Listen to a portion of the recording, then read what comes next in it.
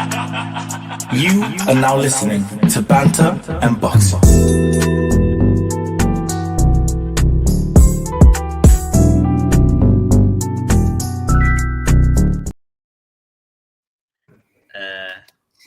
Good evening, guys.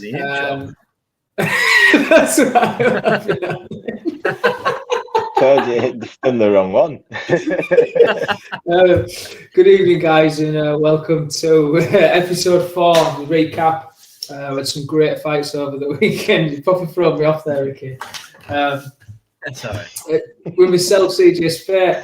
Up top there, we've got Ricky the Hands of Stone and Eric ERF Boxing. Got loads to talk about. It was a really good card. It did work out to be a really good card. And yeah, we'll break down. We've probably got our own scorecards coming through. We'll have a good run through of what we all thought of it. We'll just shoot off to D-Rock Clothing for a bit of advertisement.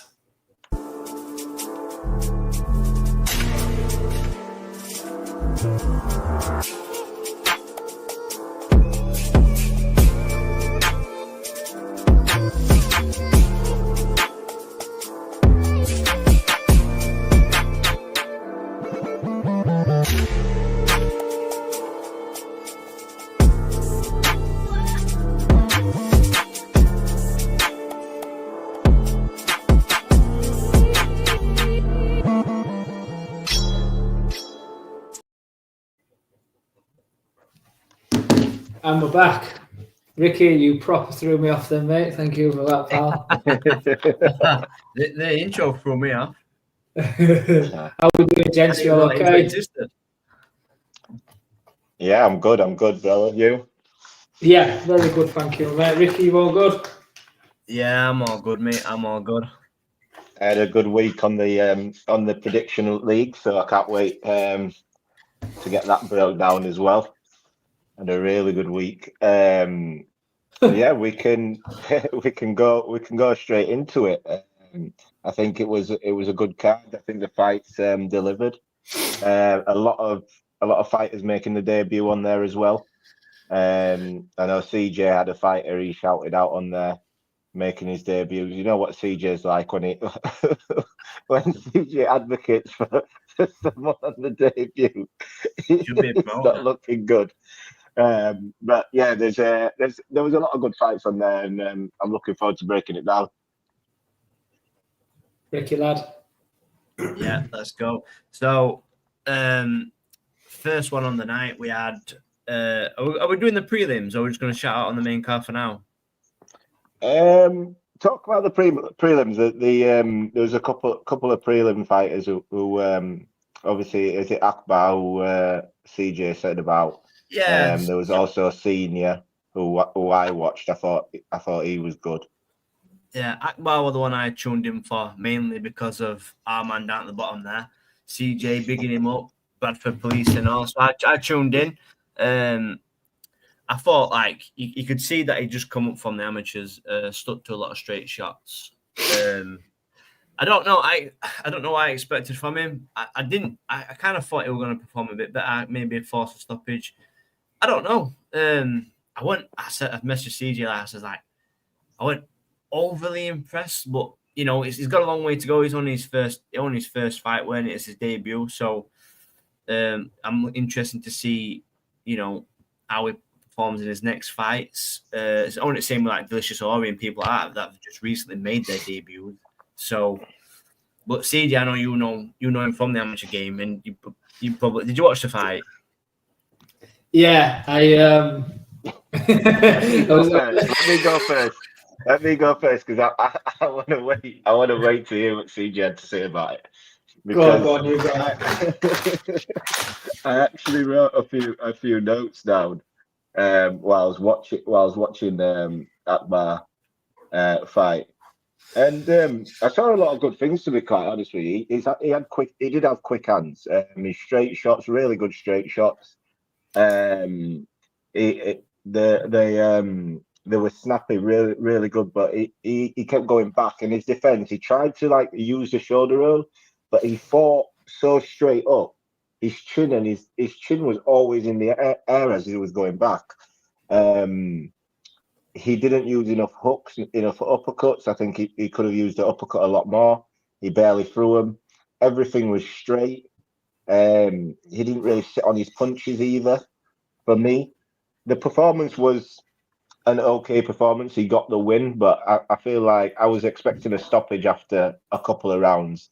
He was better than the guy in there, and I think he made it look a lot harder than what it should have been.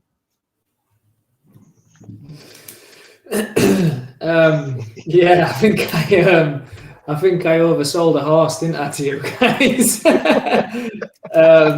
No, listen,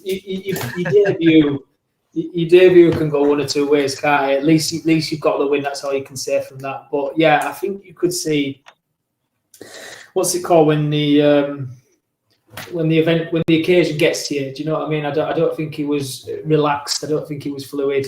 I just flicked through my notes then as well, and I kept writing straight. So it was like going straight back. It was straight up. It was straight punches. Everything was just straight. Just a straight guy. Just a straight up guy. But yeah, he's. Hopefully, we'll see a bit more. As I say, I have seen him in the amateurs numerous times. He's a great kid. Gatti as well. He can be a tough character. I mentioned that on last week's show. I have actually been in his corner, and for a couple of rounds when he stepped up, he was actually toying with the home fighter at the show I worked on. So he knows what he's doing. He's a tricky character, but yeah, I would say I might have blew a bit too much smoke up his ass for his debut. I think everyone was then tuning in. Yeah, came home with a Shetland pony on that one, I'm afraid. But listen, he got the win. He got the win, and that's all that matters, really, guys. And he did actually say he'll come on the show in the next couple of weeks. So it's good to get some debuters on and things like that, and see where we go. There was also senior. Was it senior Brad? I can't remember his last name. I missed this one. Really good, really good performance. A switch hitter, looked really comfortable in both stances, going forward, going back. He seemed to revert to orthodox more when he was defending. When he was on the attack, he really good southpaw. Jabbed, really snappy jab, left hook, right hook, the uppercuts as well.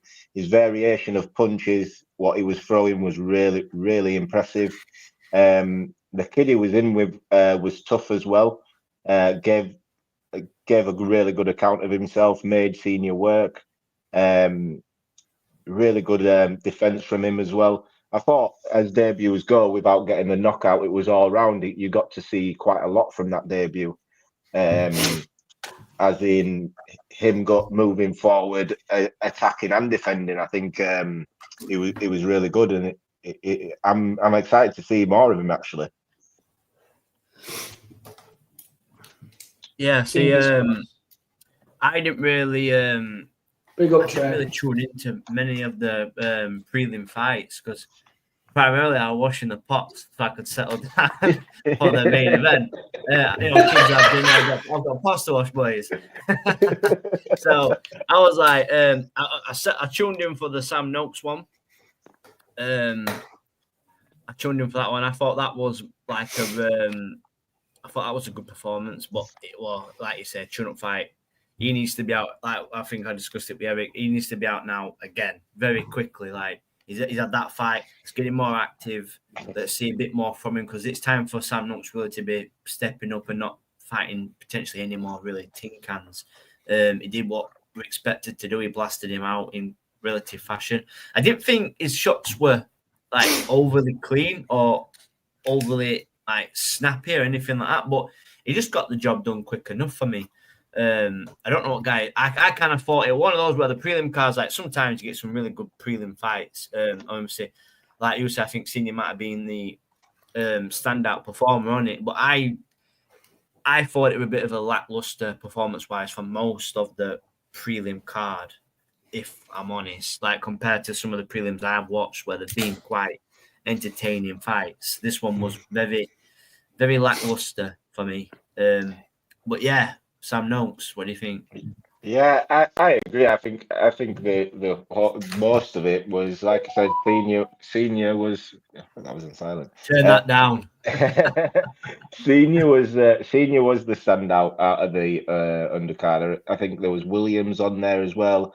The heavyweight who was supposed to shine, and he didn't really. He laboured to a UD. Yeah, I think it was. I think Sam Noakes. I think I predicted round 3. To be quite honest with you, I think the guy injured himself or whatever, so it got stopped in round 3. That fight could have ended up a UD or whatever, because Sam wasn't really doing much. He was rushing his work. Nothing was really clean, and his opponent was on the back foot and ended up injuring himself. But yeah, it was a knockover job for Sam Noakes, and I hope he's out soon. But they're saying summer, and we don't know what summer, what they mean by summer. When if it's early summer, you know what I mean?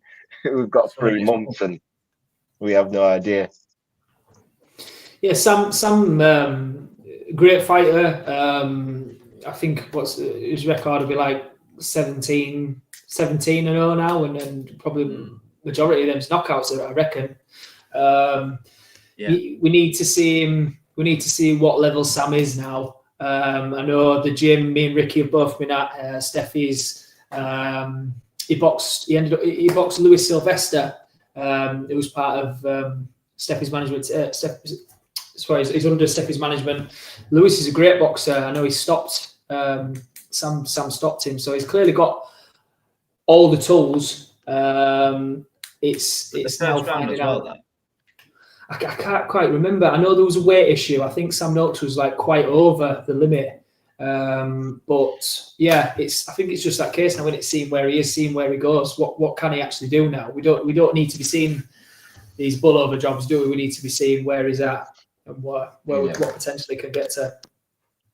It's one of those where we need to see these fighters, especially like Sam Noakes now, like I say, he's in the double figures of his career. He should be in more and more action-packed fights, more and more 50-50 fights now. I know he's had a couple of titles where he beat Sylvester Fall, but I just think it's time to push on, be more active. We need more activity in boxing. It's a Delicious Ori. He didn't have a great performance in his debut. Probably he got the win, which is the most important thing. But it's like we haven't seen him since. And for me, it's like when they're coming up, they need to be like moving and just constantly staying active and build their own profile, build their own fan base. Leo Watang, he's gone pro. Nothing's been announced. You know, you'd think they'd have a plan straight away for these guys. I'd like to see those two eventually on a pretty good British level collision course as well. But I think we can move on. First fight of the night for the main card. Unless you guys have got anything else to say. No, big up for our evening, Wrath. Trey as well. Trey says, I tell you what, the 3 amigos from Yorkshire. Arriba. I'll chip in just quickly before we move on. Nina Manka defended her IBF featherweight world title at the weekend in Germany. My mentor Pete Humphreys went over to watch to be part of her team. He's part of her mind coaching, and she put on a great performance and defended it. So fingers crossed. They're just waiting for the phone to ring and hoping for a very big fight. Just a little shout out to that, Adam. Congratulations. For anyone as well that don't know who Nina is, she is also in our cover photo as the female fighter there. So big up to Nina. So we had Owen Cooper versus Chris Congo.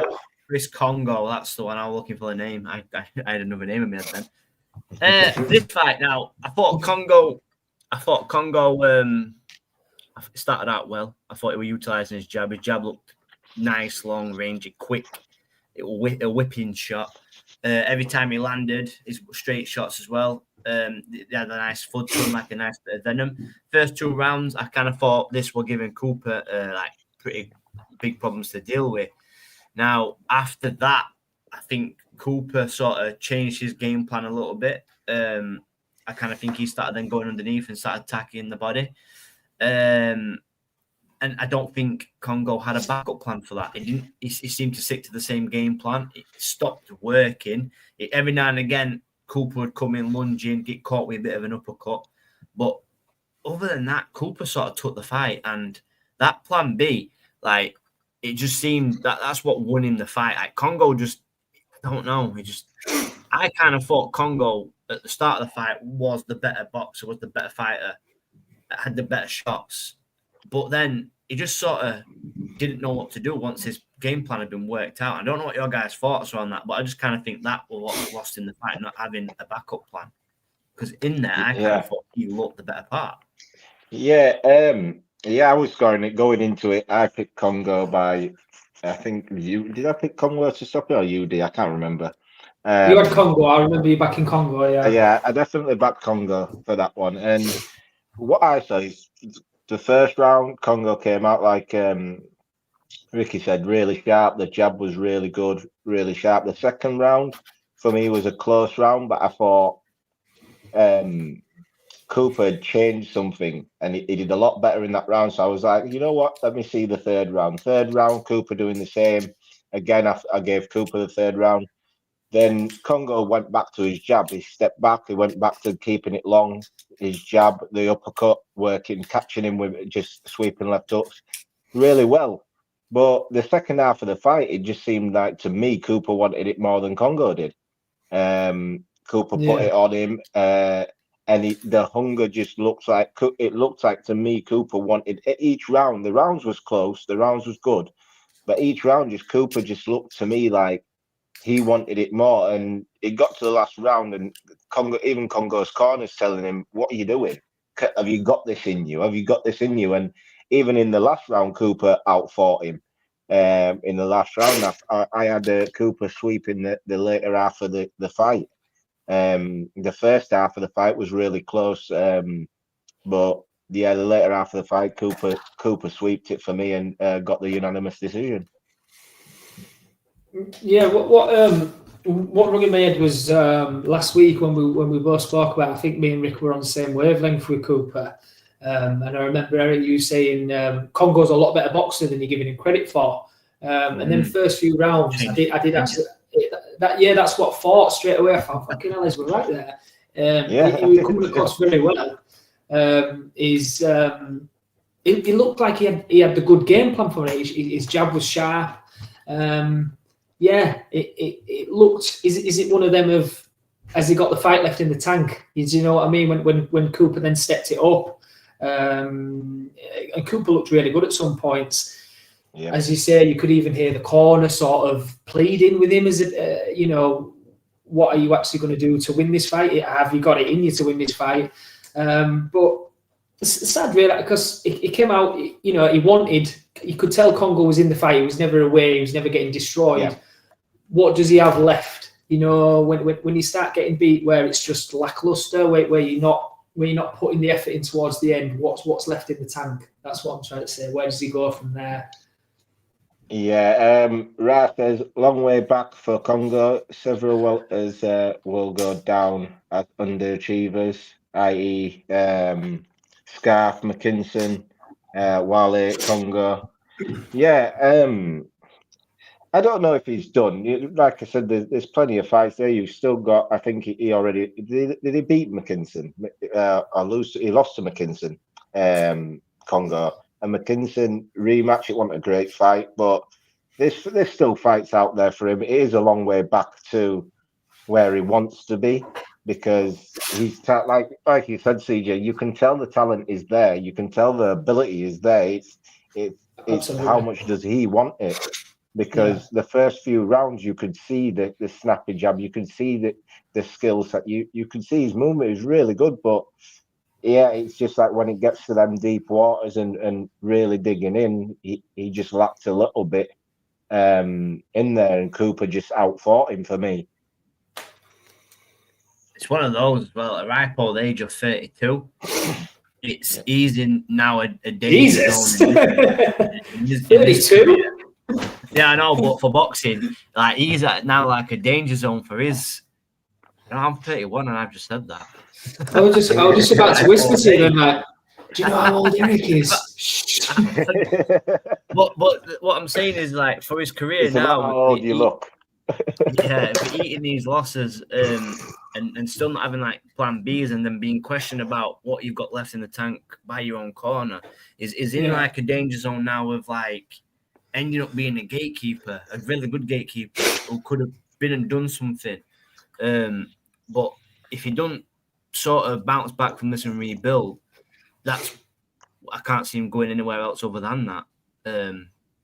Maybe he might win some British level stuff, but he's struggling. And for me, he's one of those where we're too good to be struggling. So to agree with Ra, really, is an underachiever, somebody that had the talent, but just didn't quite get to where we thought it were going to get to. I agree. I agree with Ra. And I agree with Ra on that one. He definitely he is added to that list of underachievers. Who was next? Liam Davies. Yeah, Liam Davies versus Kurt Walker. A fight for me that I was quite looking forward to. I thought I was going to see some good boxing. I thought Liam Davies, we know what he can do, and I thought with a former Olympian boxer on there, I expected to see some pretty good high level boxing. But from round one, Liam Davies just nullified him from every aspect of boxing possible. Jab, quick hands, speed, foot power, ring IQ. He just had everything, and it was just far too much for Kurt. Kurt, he got through every now and again. Landed some right hands, maybe won a couple of rounds, but it just, I don't know. It got to the point where Liam Davies were finding it that easy in there. He just sort of gave it the definition of being in cruise control. It got to a point where it became a sparring session. It was just tipping, tapping. No venom. The venom sort of drained from his shots. It just became about a little bit of speed. Things, it was flicking out shots in order just to keep Kurt Walker thinking and on off his back sort of thing. And that was just enough. He had no respect for Kurt Walker's power, which is, if you haven't got the fast hands or the footwork, that's going to be big problems for his career. I thought Liam, and I'm not saying like people should force stoppages and things like that, and I don't always want to see people stopped, but I think Liam Davies, he had an impressive start to the fight. I just think he should have upped the tempo a little bit and maybe try and force a stoppage and get his guy out of there, even start working the body a bit more, whipping in some stinging shots. His shot selection, his screw shots, his transitions to southpaws were brilliant. I just thought he cruised too much and he got far too comfortable in that ring for me. And easy win. Yeah, I echo that, to be quite honest with you. I think after 3 rounds, Liam Davies should have stopped him. You could tell in those first 3 rounds, Liam Davies was way more powerful, way quicker, footwork was way better. Just Liam was in control from the first bell. 3 rounds in, you could see Liam was hurting him with the just the overhand right, and he wasn't really putting much pop on it. He was, like Ricky said, he was just putting shots out there, really just pitter-pattering shots, and he would throw like a semi-hard shot, which would hurt Walker. I thought he was in cruise control. I thought he just laboured to a win. I'm not sure why, whether he wanted the rounds or what, but he didn't step on the gas. The performance, it was a good performance, as in what he did in there. But for me, he should have got him out of there. Yeah, I think he should have definitely got him out of there. I think performance-wise, you two have said enough with that. It wasn't a brilliant contest to comment on. Davies dominating. I expected more from Kurt Walker from the pedigree that he has, amateur and pro. But as for at the stages in their careers, so what will that have been? Liam's 17th fight or 16th, 17th fight. He should be taking the stoppage when something comes early. As said, then third, I think I'd written down around 4th, needs to be up in the gears now, needs to be actually thudding the shots away, maybe trying to dip down to that body that little bit more, fold him in half. So when you're then carrying on, you're not up in the gears. he's not achieving anything through them rounds. You know what I mean? You don't get paid any extra for doing the rounds in. You know, he needs to be putting guys away when you get that chance. If nothing else, it should make you look good for what's going to be down the lane for you. Sorry. So yeah, as impressed as I was by his performance, that did set it back for me a little bit. Of yes, I'm dominating now, and Ricky got the right words there. I'm just going to cruise it through. That's quite disappointing, really, when you get to that. And to critique it like that might sound bad because he's had a good win, but he could have stopped him in classy fashion there. Yeah, I think also after obviously the other weekend where you got no knockouts and it was all the fights just went 12 rounds, and it was like for me, Liam, like you said, the first 3-4 rounds, you could tell that I think the crowd was waiting for a stoppage. It was primed to just erupt from Liam stopping him at that point. And then I think it got to like 7 or 8 rounds, and the crowd was just simply flat. Everything was flat because it was like, you should have got this guy out of there by now, really. It's just we're going through the motions right now, and we know you're winning. So, yeah, good. It was, like I said, it was a good win. He got the win. He moves on.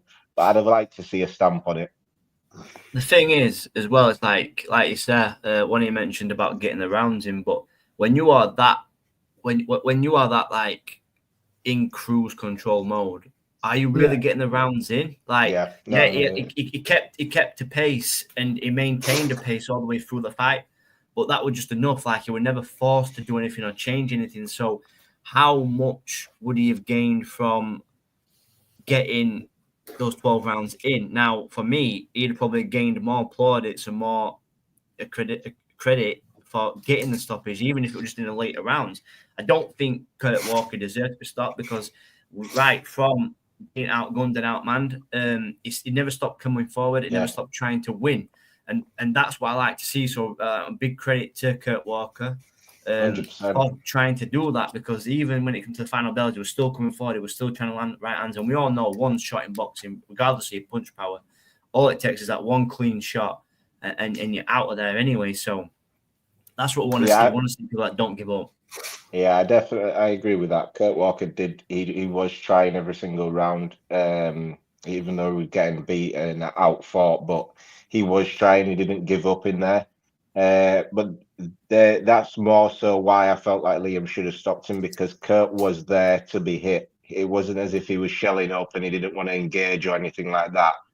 Kurt was there. He was there to be. He was there fighting. You had a target there. Who you could have got, but we'll move on to the main event. We had obviously Anto Kakachi versus Lee Wood, both 36 years old. I think Lee Wood coming off a 2-year layoff, Kakachi coming off a Warrington win, who was it, Cordina win as well. Yeah, Cordina stoppage. Yeah, go on, Ricky. You Yeah, so I think Lee Wood, it was like at the start of this, for all the press conferences, all the interviews, it was always the questions of what does Lee Wood have left? At 36, that is in the twilight zone of his career. He came off of that good win over Josh Warrington, but 2 years out with injuries and moving up in weight class against somebody that's not really been beaten since 2017-18, 8-win streak, champion, big momentum on a really good run, really in form. Now we all know that Lee Wood's got that power to knock out a horse. Like, we all know that, but we've seen him like countless of times of like where he's been out boxing, he's had to rely on that, and it's if he couldn't catch out there, what could he do then to bring to the table? And I thought the first couple of rounds, in fact, I was doing the round by rounds for this. I even got called blind for this, right? But I thought first couple of rounds, I thought Lee Wood established his jab really well. I thought he kept Kakachi guessing, made Kakachi a little bit hesitant, as a bit wary about the power. Kakachi just mainly focused on circling around, finding his feet and boxing, trying to work out, feeling that process, as we like to call it. The third round, I think Leewood got caught with an uppercut, if I'm right, and got pretty shook up. That increased Kakachi's confidence, but then in the 4th round, Kakachi sort of tried to meet firepower with firepower, and he got a bit. That's why I thought Leewood got a bit of a better round 4, sort of outgunned and outpowered Kakachi. After that, Kakachi went back to his boxing, really, really outboxed and put a good boxing display on it. He picked his shots. He ate through the defenses of Leewood. Leewood didn't really have anything for him. He was hurting Leewood. He timed him. Again, I mean, even when it comes to the point of like the 9th round, and he lands like, is it like a 3-punch uppercut combination? Like he goes like 1 left hand, 2 right hands, and then a body shot that just nearly folds Leewood straight in half. It was one of those where I also thought like Leewood were going to win this fight. I thought Leewood would stop him in the later rounds. I didn't think Kakachi were going to trouble him enough with his power. But no, I was wrong. Like I also said, listen, I'm happy to be wrong every now and again. I just kind of thought like I didn't think Kakachi were going to have the power. Like you look at his record, I didn't think he was going to have the power to sort of put Leewood into an uncomfortable zone like that. And Leewood didn't know what to do with it. The shots were hurtful. The shots were fast. He was tying well his countering, his boxing ability. And when Leewood's defenses failed him, he just picked. It was smart punching. Like every shot was precise. And every shot had intention. Every shot had a plan. It weren't like a rush job where we're rushing in, trying to land. It was really, really calculated. A real good finish by Kakachi really until obviously I know like the towel got thrown in, but it was just so good. And I'm a bit devastated as well because I'm a bit of a Leewood fan, so I really want Leewood to overcome this, but it just wasn't to be. My main question is though now is where do they both go from here? Kakachi's gonna want a big fight, surely. He deserves a big fight with his form. Leewood, what's the rebuilding process looking like for him? Yeah. Before I answer that, Leewood, you can't be out of the ring 2 years and expect to win that fight. Kakachi coming off of that form, I felt like I wanted Leewood to win. I'm a big Leewood fan, but I felt like he was gonna get beat and stopped in this fight. As for where they both go, I think Leewood. I think it's probably about time to hang it up. There's a reason why you stay out of the ring for 2 years. It's not just because you can't get fights. It's because the desire isn't there anymore. It's just the big fights you're looking for. For me, is there any big fight for him? Ra says unpopular opinion. I think Lee has something left. Maybe Conlon and Warrington rematches.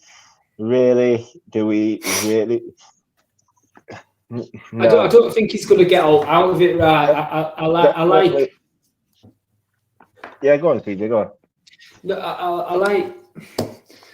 It's going to sell. That's going to sell, especially the Warrington one up north. Big up the north, but I don't want to watch it. I don't want to watch it at all. Conlon, I've seen it. Yeah, we have seen it. I was there live as well. I was there live, and it wasn't even a great spectacle then. Right. What's Josh gonna do different, and what's Liga like? They're both older now. I don't get it. Josh has already retired and come back, and I can't see it. I can't. Who is going to sell you Josh Warrington versus Leewood, and everybody is biting it for what title? For what? There's nothing on the line. It's not. I don't see.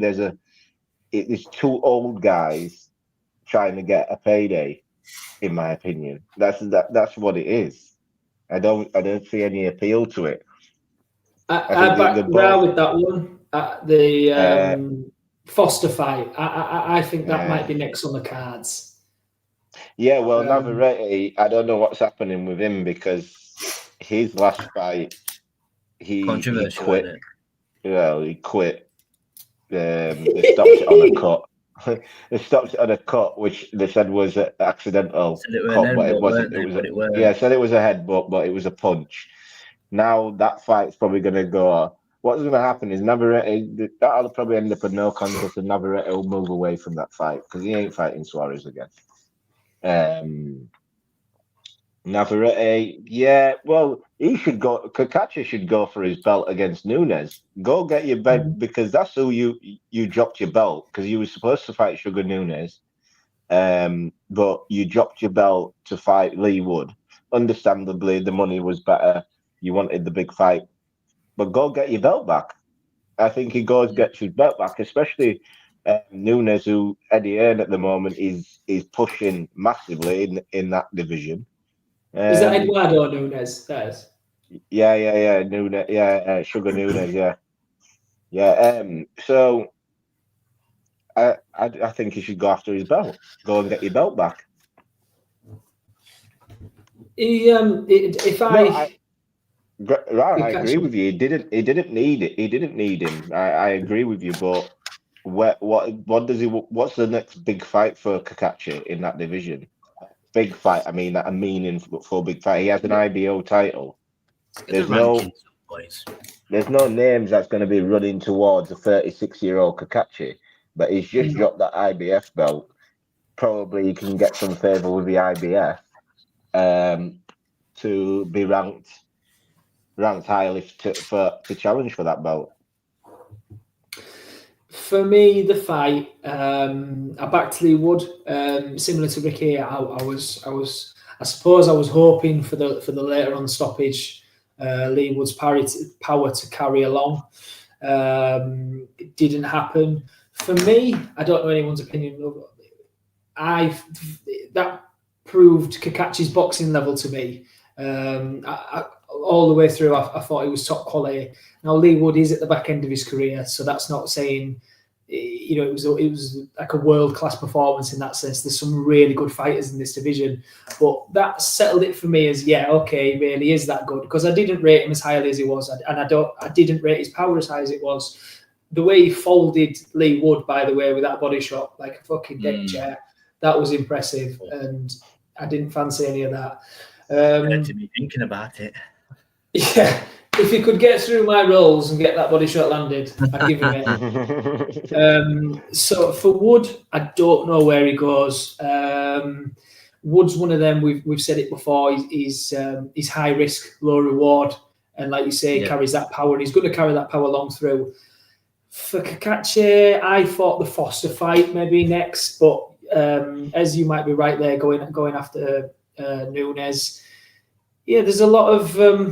I think the more exciting would be actually Lee Wood. Where's he going to go from there, really? Because it was sad to see it ending like that. Really, maybe Warrington and Conlon may be the only answers for him realistically. Because other than that, he's not going to be able to rebuild and keep at this level. In my opinion, he's not good enough. So maybe that's all he's got. Is a couple of paydays left in. See what happens from there. Yeah, I feel it is paydays left if he stays in the sport. But like I said, there's reasons why you take so long out of the ring before you have a fight, and it wasn't due to injury, not that I'm aware of anyway. I felt like. Well, he beat Warrington, and then there's nothing happened since. And that fight itself, sort of papered over a lot of cracks for fans because he was getting outboxed by Warrington in that fight. Yeah. He was getting outboxed quite severely, and I felt like with Lee Wood's power, I was there and I kept saying to my mates, they was like, "Oh, Warrington's being." I was like, Warrington will end up staying in with a combination for too long, and Lee Wood will catch him. That's what'll end up happening.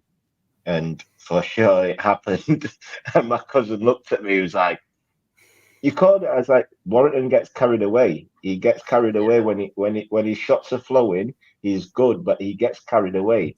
And Lee Wood can, and Lee Wood can hit, and that's one thing that man can do is hit. So, Yeah, the payday for a rematch. They can move with that angle that Josh was out boxing him and Lee landed a punch and Josh couldn't have been stopped because the referee was an early stoppage or whatever. They can go that angle, but I don't know. I don't know how much it sells. Obviously, it's going to be Nottingham or Leeds. I'd have thought. Because even that fight, even the first fight was on the undercard, right? Was that the Taylor main Harper, event? weren't it? Terry Was it Harper, wasn't it? Oh no, Yeah, wait, Dalton Smith. Terry Harper or Dalton Smith. I think it was Terry Harper versus Burkhouse, wasn't it? Yeah, it was Terry Harper Breakhouse. Yeah, I'm sure it was. I just don't. I don't think it's a main event. I don't think neither of those guys are main events anymore. So I just don't. Exactly. Unless you put it on an undercard, a British a stat card where you put two names together to build to obviously build the audience, There's get a co-main people event out. or something. Yeah, ticket sellers. They're both ticket sellers. So if you can get them on a card together, yeah, or Coco main event, either or. But you can get them on a card like that.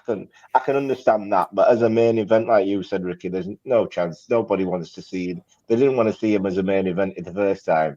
They ain't going to want to see him as a main event when one fighter's already retired, and the other one might as well have retired because he hadn't fought. You know what I mean? He hadn't fought since Josh. And it really was a battle of where do they both go? What next?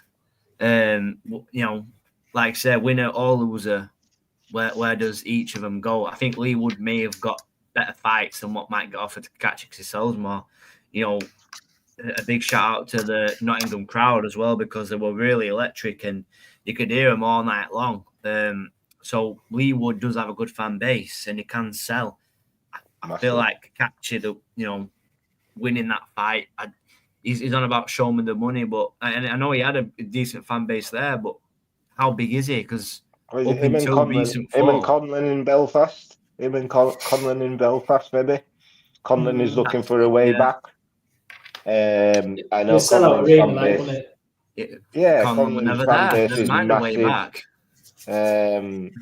His fan base is massive. At the end of the day, that fight would sell. Conlon is looking for a way back.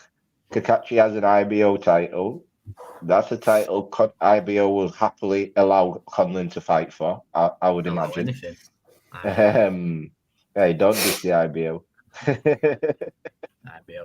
Anyway, I'd like to move on to the co-main event, and for me,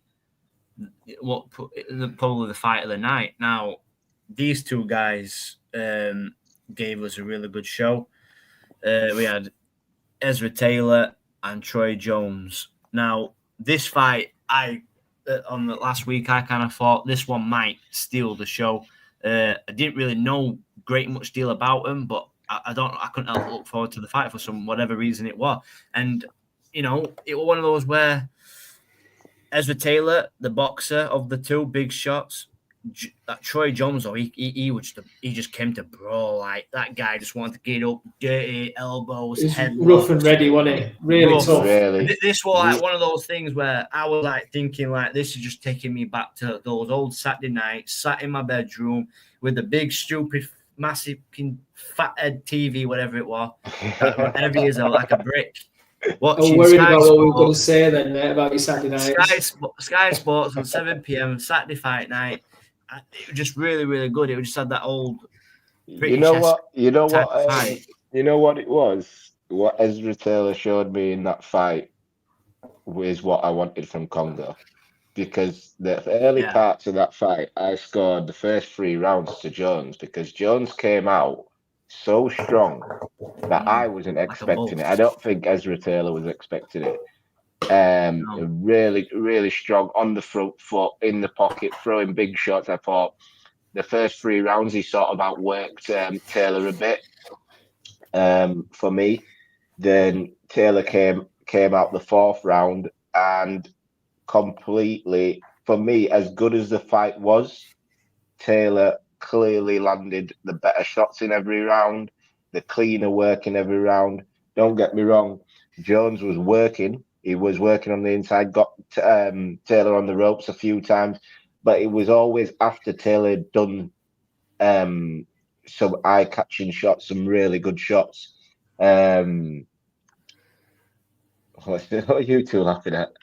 Raz comment, but I didn't read that in French at the first bit. I was like, trap. Yeah, menage a trois. But no, it was one of those fights where both fighters really didn't want to lose. I thought like Taylor was the like slight favourite going into it. He had the more eye-catching shots, he had the better selected shots, better combinations. Some of the shots he landed were really hurtful and really good. He had fast hands, but that Troy as well, like he didn't look like he'd have fast hands, but when he was whipping those body shots in, they were lightning quick. Lovely body shots. Yeah, lovely body shots that they both had. It was just one of those. I even enjoyed like the little Roy Jones Jr.-esque. I think it was round 3. Ezra Taylor, I like a lead hook, 4 lead hooks in a row. I really enjoyed that fight. I thought it really stole the show, and it reminded me of what British boxing is really all about. And I agree with Ra. I'm looking forward to like the building of Taylor and getting him in with the Edmondsons and Whitakers, because he's good enough to be in there. And you know what? Fair play to Troy Jones as well, because that guy, absolute warrior. Yeah, he's gonna give people trouble. He's gonna give people trouble in that division as well. Like I said, light heavyweight division at the moment is, especially like British level, it's red hot. I was watching that fight and I was thinking to myself, I can't see much difference between an Ezra Taylor fight in here to what I was seeing in Anthony Yard versus Lyndon Arthur. I generally couldn't see like skill level gap. I couldn't see any time. I was watching these two fight and I was like, I could put them in there with them with no problem. Yeah. I could see that, mate. Could see that. Yeah. When Ezra got his distance, when Taylor actually boxed at distance, he was absolutely fantastic. He nailed it with the Jones came on really strong, didn't he? And I rushed him, I think. I don't, like you say, I don't think anyone expected that pace, and I don't think anyone expected him to bull him so much. But when Taylor did find that distance, he looked like a real good level. Really, really good, exciting fight. Yeah. It was a brilliant fight. I thought the body work as well, by the way, on the entire show was good. You can quite often go through boxing matches where you don't see body punching anymore. But all the way through, like Cooper, I thought Chris Congo fight, Cooper's body shots were fantastic. Absolutely. Yeah, from round 3. And Kakachi, like you say, absolutely destroyed Lee Wood with them body shots. I love seeing good body shots. There's no better. It really excites me. Is it just me, or every time they land, they sound louder than when it lands clean? You're like, oh my god! Every time body shots land, it reminds me of how fat I am now. You know, when that land noise, I think, oh god, it's one of those as well, isn't it? Where like you can condition your body as much as you want, but you'll take a clean body shot, and oh my god, like when I went up sparring recently, when I went body sparring. Like you say, you can condition as much as you want. It still takes the wind out of you. They're still absolutely hammer, and they're so annoying because you can't get away from that pain when you get it clean. Eric, I think this is the question for you.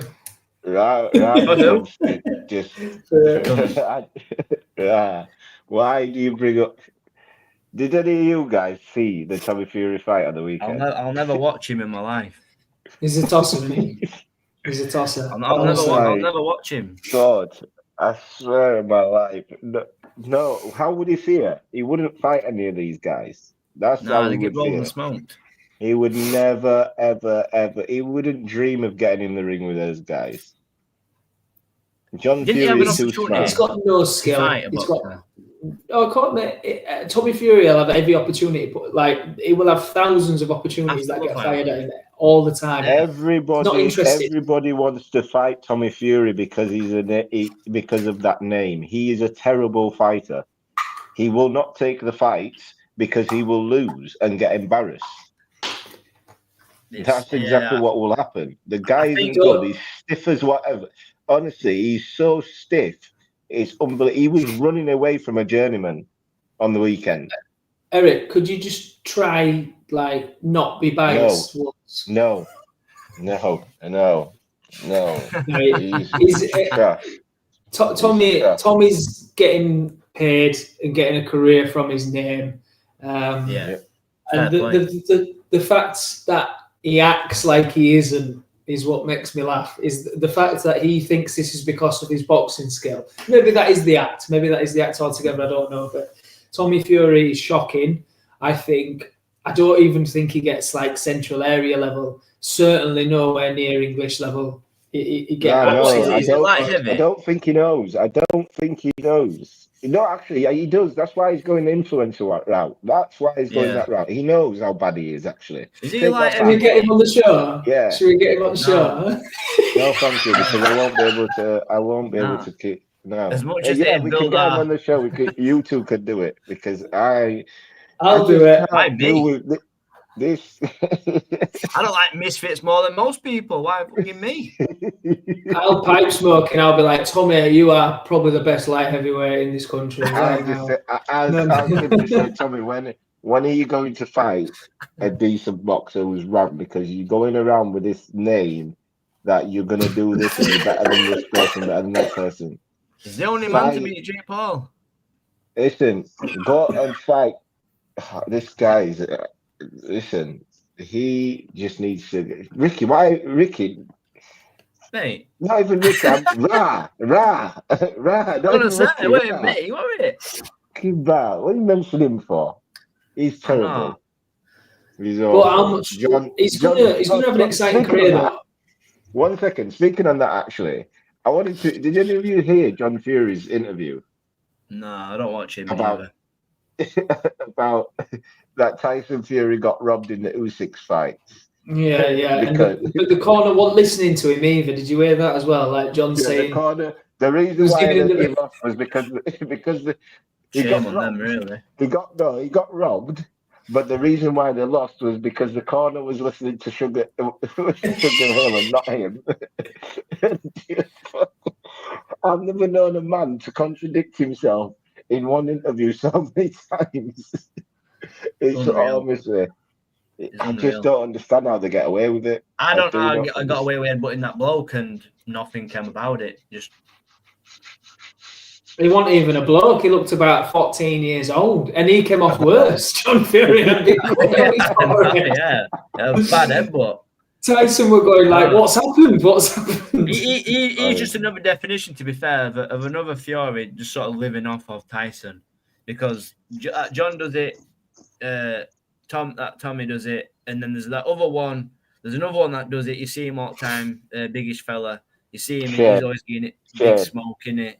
Yeah, Shane. Yeah, he's always getting it big and with the Ukrainians when they were fighting Usyk. So listen, the only Fury I can get on board with and can listen to is Peter Fury. He's the only one with some boxing knowledge and actually sensible takes. The rest of them are gaslighting.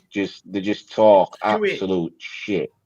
Huey Fury as well is probably the only one other than out of that Tyson Fury stock. I know he's not the brother, he's a cousin, but he's the only other one as well that's actually been pretty good at boxing. He had a close encounter, didn't he, with Joseph Parker? Huey shite. Sorry. What I'm saying is he's better than those like Tommy and Shane. He's actually been there. He's fought at a higher level, and he's not a loud mouth, and he's not. Huey knows what he is. Let's be honest. Huey's always, and Peter. You can tell Peter's his dad. Peter's grounded him. Huey stop saying Huey like that. Huey was in Manchester. You sound like Huey off a Family Guy.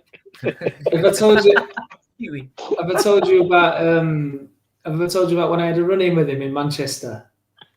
You have a run-in with everybody. No, not surprised.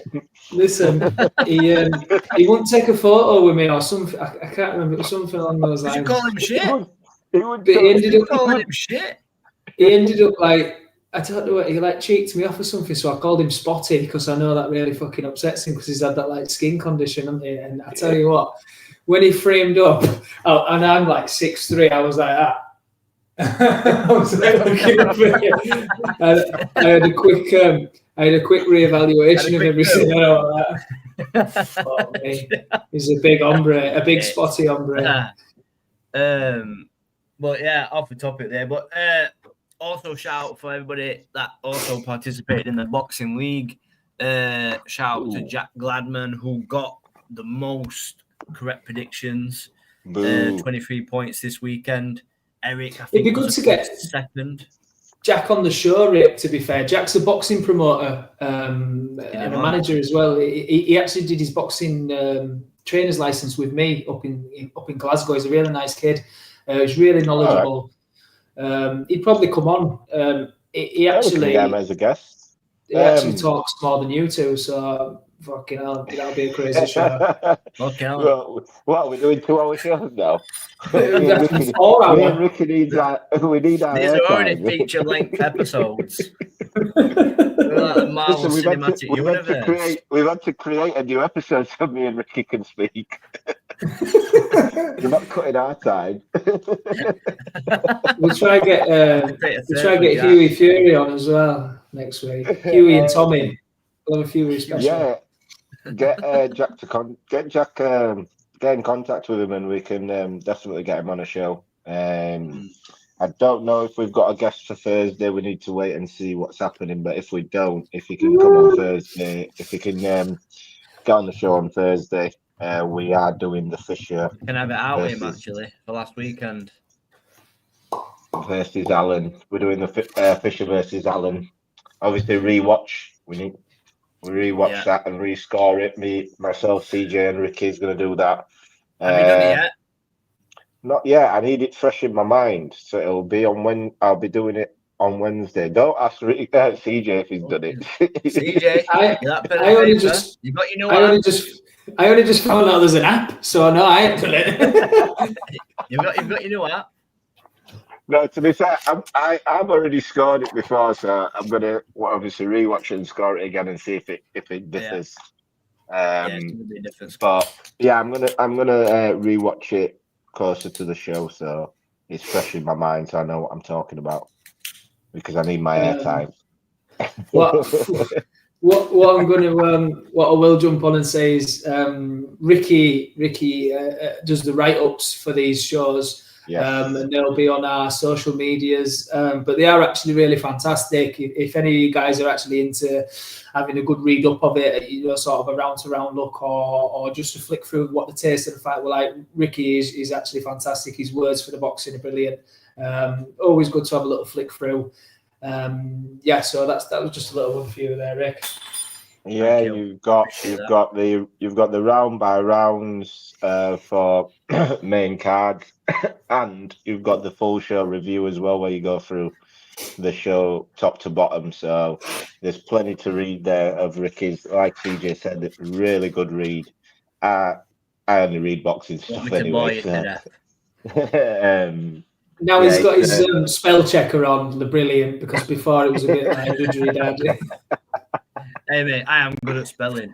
There's no police for me. I am good at spelling. Anthony Cucuraccia versus Lee Wood. Lipster said some of the write-ups, they are really good. And no spelling mistakes. No spelling mistakes. No spelling mistakes. Chat GPT is really good. Hey, I created my family at Muppets on that. I've got a Muppet photo of my family from ChatGPT. I have no idea what that means, mate. I'm sorry. CJ's still using a Nokia 3310.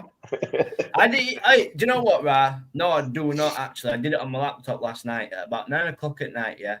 And I didn't even know you could do that shit. I only just found out that tradesmen are using ChatGPT to price jobs for them. Yep. So there you go. It's all bullshit. We're going to be replaced by machines. It's going to look like being like Terminator. Yeah, look, you gonna be started all- the Yorkshireman now. You started the Yorkshireman going on about. We've already replaced. You say- We've already replaced people with fucking self-checking machines, parking machines, signal boxes are all being replaced on tracks. We're replacing train drivers eventually, self-driving cars. They're replacing people, and what is the replacement for bread and beans? Okay. I tell you what, Ricky, that's I'm getting done. clipped. That's getting clipped. Don't click Hey, shit. well, while Ricky's having a cardiac, I will say thank you everyone for tuning in tonight. Your comments keep us going. Rye, you've been fantastic tonight, brother. Libster, thank you for tuning in and sticking up for your brother. Someone needs to stick up for him because they're plant pot. But it's been another brilliant show, guys. It was a really good card in the end. I actually wasn't that looking forward to it, but Ricky had it nailed on. It did turn out to be a good card. Yeah, like I said, sometimes the names you don't need the names to have good boxing matches. The names sometimes skew people's view on what boxing really is supposed to be like, and the actual sweet science of boxing. Sometimes the higher paid guys just take the easy route and give us boring fights, where you get these guys who are actually working for a paycheck, fighting. Stop being an old man. You've been watching too much YouTube. Put the phone down. Libster, I'm not being funny. Which one of us is talking to kids? Yeah, I've got hair. I just choose to wear a hat. Oh yeah, of course you are. We've never seen the proof. We've never seen under the hat. Yeah, like CJ touched on, it was nice. Like, we had that Fatal Fury, it was full of superstars, and it didn't deliver. This was a good old fashioned British card that took us back to the Box Nations and Sky Sports Saturday Night Fight Night days, and it delivered, and that's what you need. And I kind of hope that. I know we're going to touch on it on Thursday, but next weekend, because there's no big names on that. So I kind of hope that's going to sort of deliver as well. But we shall see with that one. But it's going to need it. But no, if you like, and like you say, if CJ says if you like and see, make sure you like, share, and subscribe. There's plenty of other channels as well on iHub Boxing, and CJ is going to. CJ, I'm showing you QR code on. People can scan your QR code on the video, mate. I can. Yeah.